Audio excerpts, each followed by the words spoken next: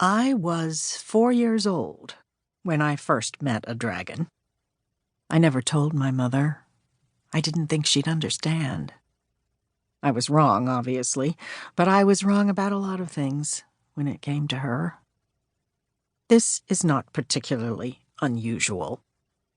I think, perhaps, none of us ever know our mothers. Not really. Or at least not until it's too late. The day I met a dragon was, for me, a day of loss, set in a time of instability.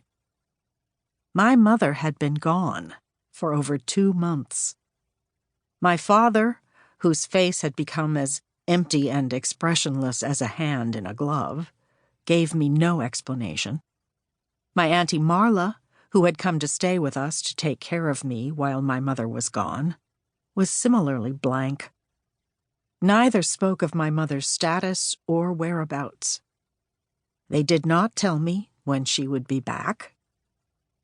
I was a child and was therefore given no information, no frame of reference, and no means by which I might ask a question.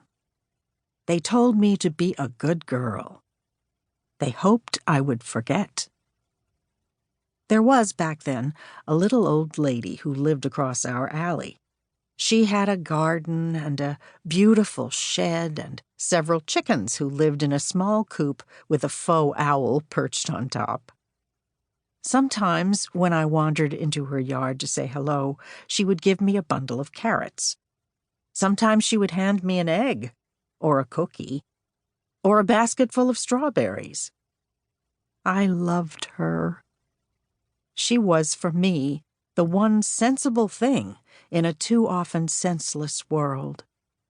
She spoke with a heavy accent, Polish, I learned much later, and called me her little Zabko, as I was always jumping about like a frog, and then would put me to work picking ground cherries, or early tomatoes, or nasturtiums, or sweet peas.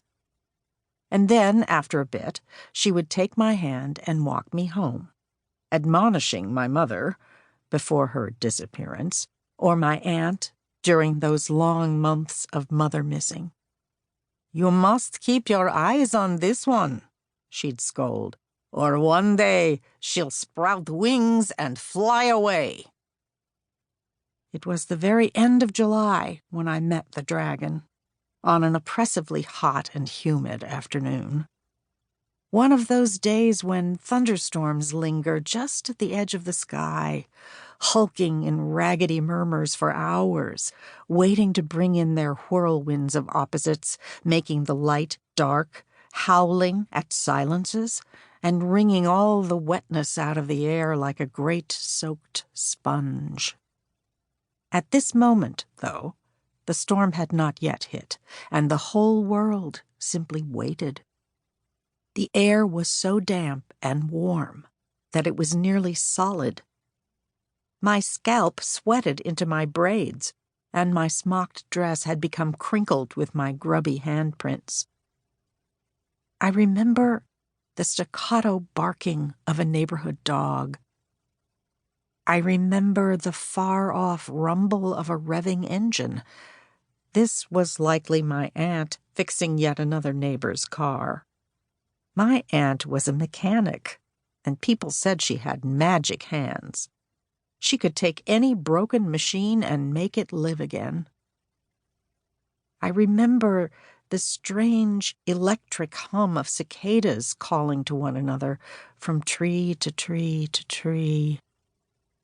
I remember the floating motes of dust and pollen hanging in the air, glinting in the slant of light.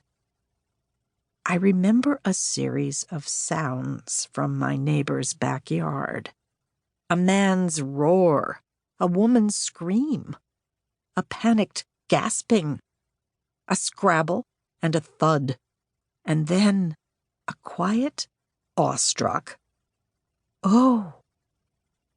Each one of these memories is clear and keen as broken glass. I had no means to understand them at the time, no way to find the link between distinct and seemingly unrelated moments and bits of information. It took years for me to learn how to piece them together. I have stored these memories the way any child stores memory, a haphazard collection of sharp, bright objects socked away on the darkest shelves in the dustiest corners of our mental filing systems. They stay there, those memories, rattling in the dark, scratching at the walls, disrupting our careful ordering of what we think is true, and injuring us when we forget how dangerous they are and we grasp too hard.